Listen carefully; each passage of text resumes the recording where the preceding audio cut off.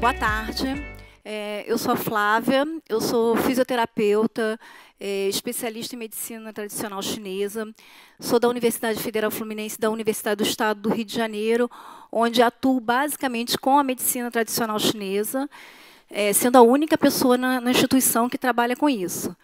E aí eu agradeço o convite, né, que é muito interessante a gente sair um pouco desse paradigma só do comércio, das relações comerciais, e passar um pouquinho para uma outra visão, né, que é uma visão tão importante quanto atualmente, uma coisa que vem numa crescente, que é a introdução da medicina chinesa no nosso país. Lógico que no Ocidente, a gente vê muito comumente, todo mundo fala sempre muito da acupuntura, que é uma das técnicas dentro da medicina chinesa, né? Existem outras que agora estão ficando um pouco mais populares. Então, a gente vai, primeiro, antes de falar exatamente da acupuntura, a gente vai falar um pouquinho desse históricozinho da medicina chinesa, por que a acupuntura, como é que a acupuntura vem nisso daí, né? Vem sendo trazida nisso daí, tá bom? Desculpa que eu estou tossindo um pouquinho, eu estava ontem com uma infecção de garganta, então estou meio afônica. Tá? Bom, a medicina chinesa, diferentemente da nossa medicina ocidental, ela tem paradigmas diferentes, né? Então, por isso, muitas pessoas estranham, acham que é uma coisa meio, vamos dizer assim, virtual, espiritual até, né? Quando a gente fala de acupuntura, de algumas técnicas da medicina. Porque ela tem uma base, ela é uma medicina muito antiga, muito mais antiga do que a nossa, é milenar, ela gira em torno de 3.000 anos, né, a história dela. E ela, na verdade, é um conjunto de práticas que foi desenvolvido ao longo desses anos. A gente ainda usa algumas práticas bem antigas, mas, obviamente, como tudo, né, como toda a modernidade, ela foi se desenvolvendo ao longo desses anos todos. Tá? E a coisa mais importante que diferencia ela da nossa medicina ocidental é justamente a base dela, né? Ela tem uma base filosófica, enquanto a medicina ocidental tem uma base mecanicista, né? Então, essa natureza filosófica, né, ela se utiliza de leis que ela considera fundamentais para entender o funcionamento do nosso organismo, do nosso corpo. Né? E que esses mecanismos, eles, na verdade, se relacionam com o nosso ambiente, com o ambiente que a gente vive. Tanto que a gente vê que a gente tem incidências de doenças diferentes, né, em países diferentes, em estações diferentes, estações do ano, né, estações climáticas diferentes. A gente vê determinadas prevalências de algumas enfermidades em determinadas estações, porque isso é baseado numa relação do nosso organismo, ou seja, do nosso microcosmo com o macrocosmo, que seria o local que a gente está, e até com o nosso planeta, né, com o país, o estado, enfim. Tá? E ela se baseia exatamente nesses ciclos da natureza. Ou seja, a cada mudança de estação, existe uma mudança no nosso organismo, nas respostas que nós temos orgânicas.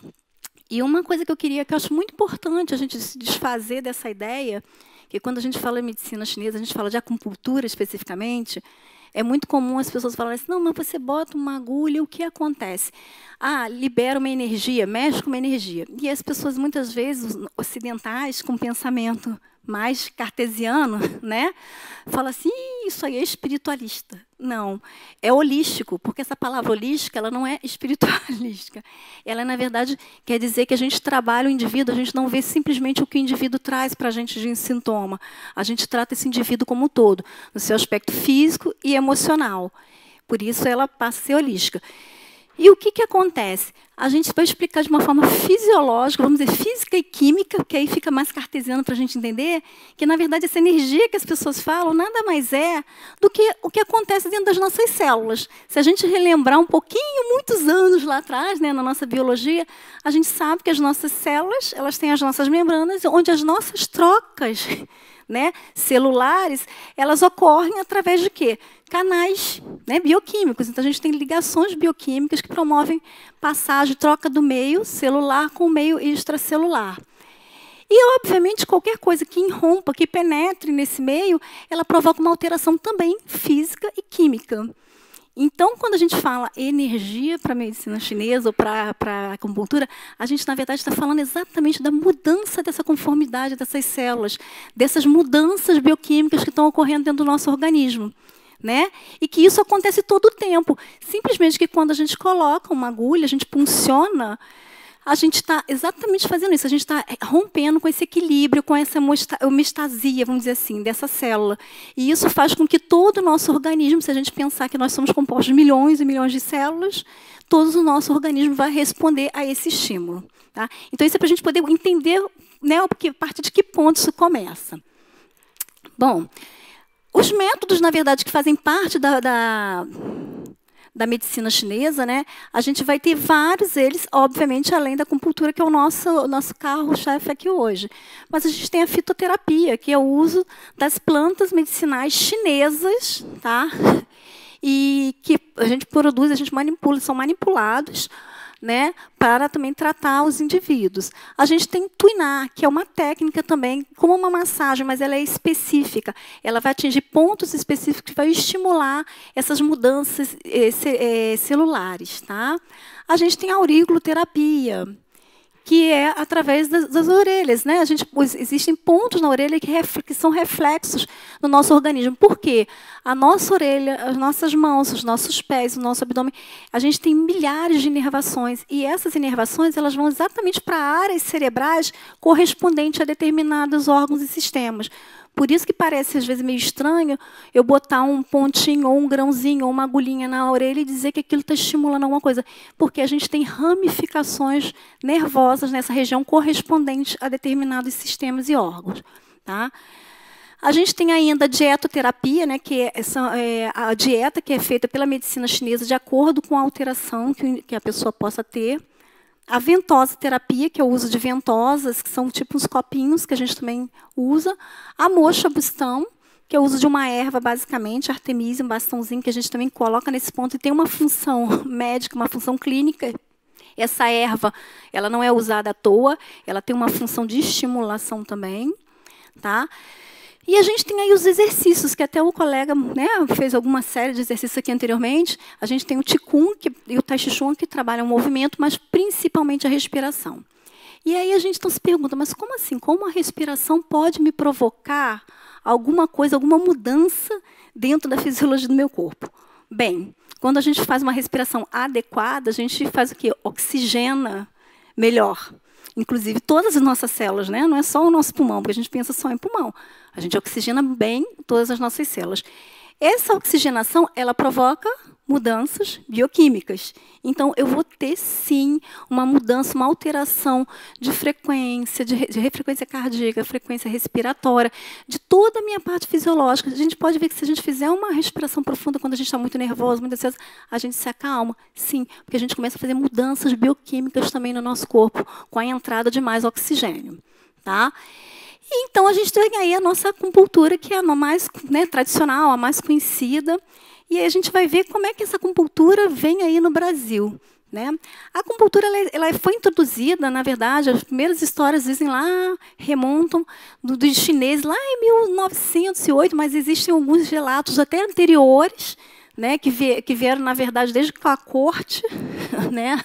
Mas a literatura mais recente diz que vieram com os primeiros chineses na década de 1900, lá no século de 1900, né, 1908, e ela começou a ser usada. Na verdade, antigamente, isso não existia uma formação nossa, né, de acupunturista. Quem trazia isso eram os chineses, os mestres, os primeiros mestres chineses.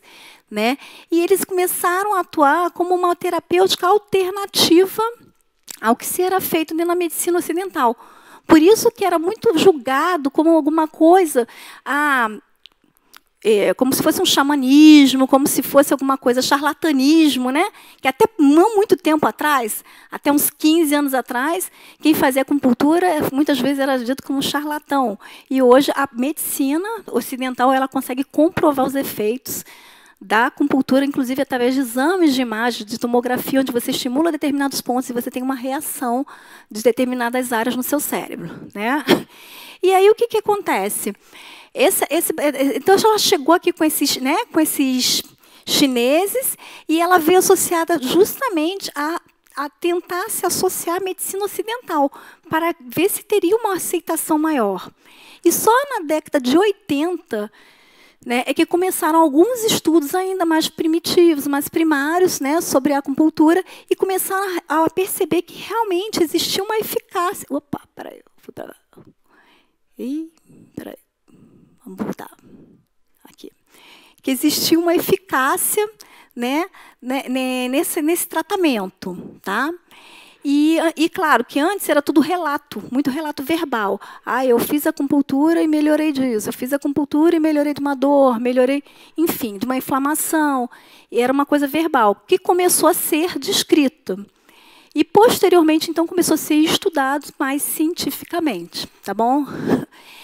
A grande dificuldade disso tudo foi justamente esses problemas que a gente tinha antigamente, os problemas de como avaliar um tratamento, né? Então, eram problemas dos estudos metodológicos que dificultavam estabelecer a segurança e realmente a fidedignidade do tratamento. Tá? Bom, essa cultura científica, então, a gente comentou antes, né? Isso foi uma briga muito grande dentro da medicina ocidental, né, junto com essa oriental, por causa desse paradigma que nós temos mecanicista, né? Onde eu tenho uma dor no meu ombro, eu vou no meu ortopedista e trato o meu ombro.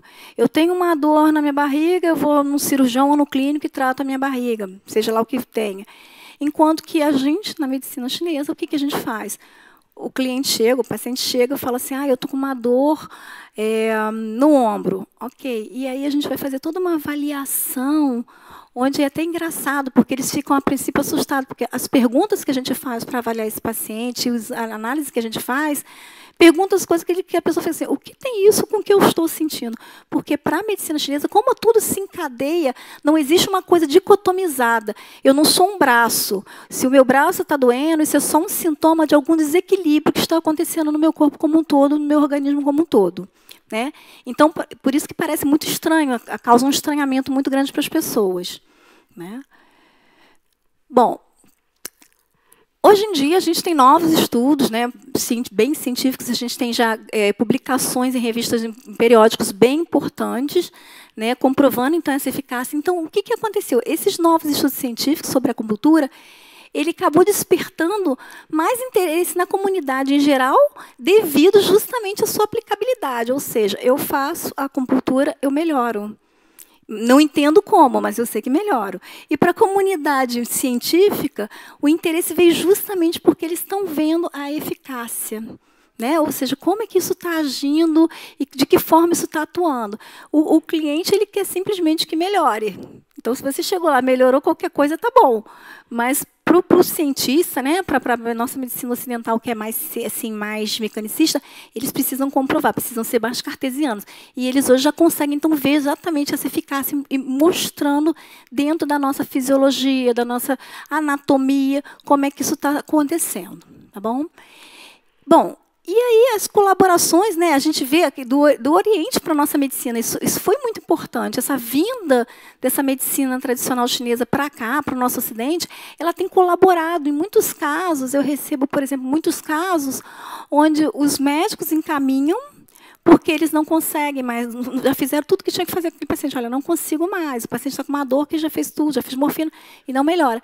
Então, vamos. Então, com essa relação e essa melhoria, e os estudos reforçando isso, tem dado realmente vamos dizer assim, uma confiabilidade maior, né, para a técnica e para a medicina, e fazendo com que isso, nosso campo, esteja se abrindo. Então, antigamente se encontrava uma formação ou outra, hoje você já tem um leque muito maior. Nós temos universidades interessadas em parcerias, a gente já está com muitas parcerias. Né? E hoje em dia é importante a gente estar compreendendo essa cultura, como é que isso vem para cá. Né, que isso não caiu assim de paraquedas, na verdade, isso veio com um trabalho ao longo dos anos, um trabalho difícil, árduo, de briga, né, porque as pessoas então duvidavam daquilo, como eu falei antes, achavam que isso era uma coisa de curandeirismo, e hoje é muito bom a gente poder estar falando aqui numa plateia que, vamos dizer assim, a princípio, acho que é leiga, né, nessa área, e mostrando como isso atua, como isso funciona. Tá? Bom, como é que eu acesso o tratamento isso na China e no Brasil? Na China, na verdade, quando você vai lá, praticamente todos os hospitais e clínicas eles têm a medicina ocidental e eles têm a medicina oriental junto. Então, não existe essa separação. Né? O médico que trabalha com a medicina ocidental, ele está tratando uma coisa, ele automaticamente já manda também para o médico da medicina tradicional chinesa para fazer uma acupuntura, para fazer uma fitoterapia. Então, as coisas caminham juntas. A gente ainda não chegou nesse nível, estamos caminhando. Né? Então, é bem interessante, porque lá isso é o tempo todo, você acha isso em qualquer lugar, em qualquer clínica. Aqui, a gente vê desde na década de 70, a Organização Mundial de Saúde, ela começou a preconizar o uso, principalmente da acupuntura e de algumas práticas complementares, nesses países membros. E no Brasil, mais especificamente, isso tem ocorrido de 2002 para cá. E no último ano, em 2018, em março de 2018, nós tivemos uma grande conferência, que foi até naquele centro de convenções lá no Rio Sul, né, no Rio Centro. E foi um congresso internacional com a Organização Mundial de Saúde, integrando as práticas complementares, porque a acupuntura ela já era integrada dentro da saúde pública já há alguns anos, né? A gente só não vê tanto, mas ela já fazia parte do rol de procedimentos, por exemplo, do SUS. E agora entraram outras práticas complementares. Então, isso só vem reforçar que o que a gente pode fazer para esse paciente. Eu não vou dizer que eu vou curar esse paciente. O que eu vou fazer é melhorar da qualidade de vida para esse indivíduo, que muitas vezes não está conseguindo isso com a medicina ocidental, né? E a gente está tendo uma procura muito grande. Então, por isso está crescendo, isso está sendo inserida também na saúde pública. Tá?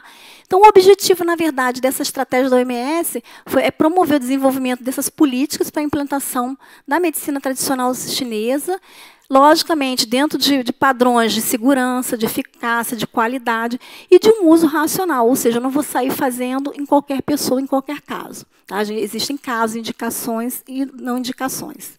Tá? Bom, no Brasil, na verdade, eu já comentei que isso veio com os primeiros imigrantes, lá em 1810. Em 58, que foi introduzido e reconhecido, foi introduzido por um fisioterapeuta alemão, tá? E ele começou a difundir essa acupuntura também, começou a dar aulas de acupuntura no Rio e em São Paulo, tá? E aí, lá para a década de 70, foi fundada essa primeira Associação Brasileira de Acupuntura. Então, a gente vê que é uma coisa antiga, só não era tão divulgada. Tá?